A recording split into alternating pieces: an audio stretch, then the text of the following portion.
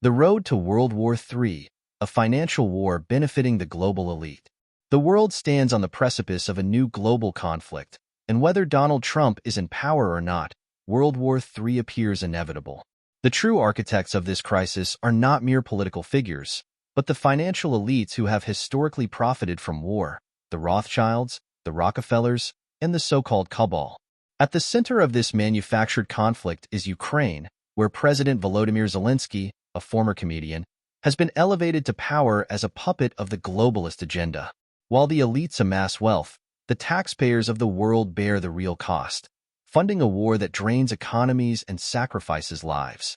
Historical precedents. The role of financial elites in war.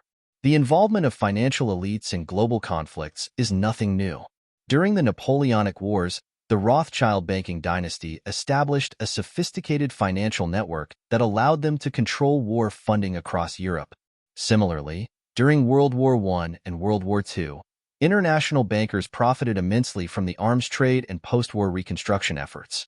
The Rockefellers, with their vast oil empire, supplied fuel to both sides of conflicts, ensuring their profits remained unaffected by human tragedy.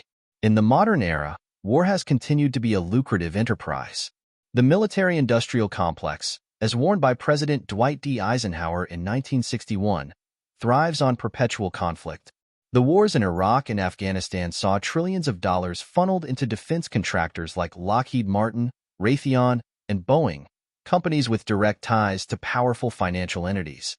These historical patterns repeat in Ukraine, where the country has become a battlefield not just in military terms, but in economic exploitation. Zelensky, a puppet of the cabal. Volodymyr Zelensky's rise from an entertainer to president of Ukraine is no coincidence. Before his presidency, Zelensky was a television personality with no political experience. However, his close ties with billionaire Ihor Kolomoisky, a figure with deep connections to Western financial interests, positioned him as an ideal candidate to serve globalist goals. Since assuming power, Zelensky has overseen the steady transformation of Ukraine into a proxy war zone for Western interests. The billions of dollars in aid from the United States and European nations have not led to Ukrainian self-sufficiency, but have instead fueled the profits of arms manufacturers and financial institutions.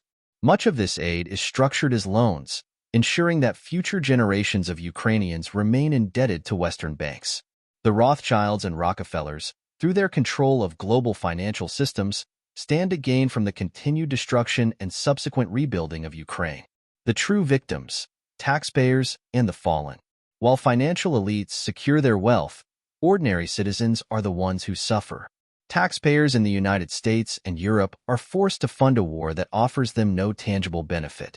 At the same time, Ukrainian civilians are caught in the crossfire, sacrificed in a geopolitical game orchestrated by the cabal.